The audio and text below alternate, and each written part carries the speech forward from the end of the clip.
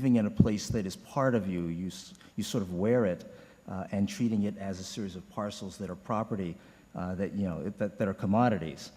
And I think that we're in a position right now where we are seeing our landscape as a series of parcels that can be bought and sold, just as we treat our housing. We buy, then we sell, and we buy up, and we move across a landscape that way without ever investing heart and soul into it. So, and I think that, again, that the municipalities and the populations have not simply said, okay, we need to work together to make this a signature of who we are, is indicative of the depth of the problem.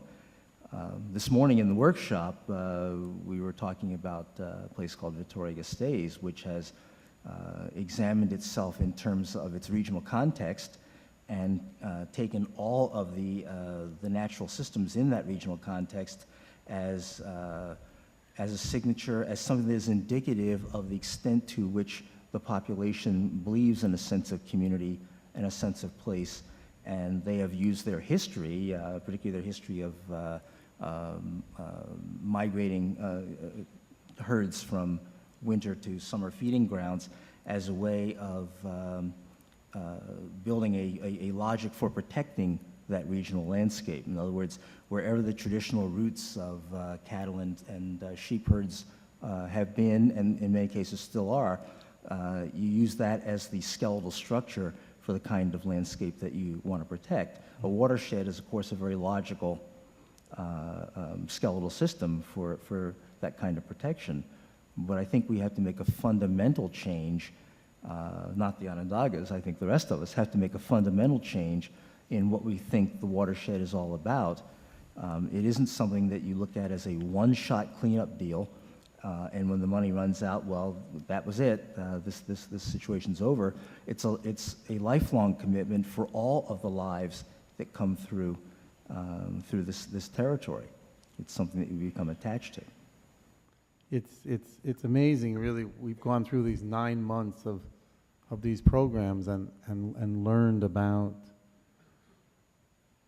Onondaga Lake as this sacred and historical place, as a birthplace of democracy, as a birthplace of the Haudenosaunee Confederacy, as such an incredible center for advancement of humanity. And then we hear about, the condition of the lake. And I guess I wanted to ask Jeannie and Brad, like, how would you know that we as a community finally took Onondaga Lake as seriously or as sacred as you know it to be? What would you need to see?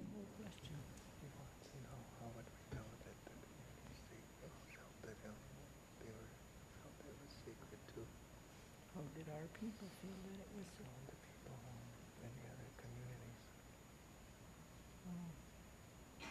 No time. Part of that question is the identity that you have with this area. We are Onondagas, will forever be Onondaga, and our children's children will be Onondaga, and we're not leaving. That's how you save the lake. You know that you're going to be here, and your children's children's going to be here, and that you want the best for them. Your children are coming. There's no stopping that. Your children are coming.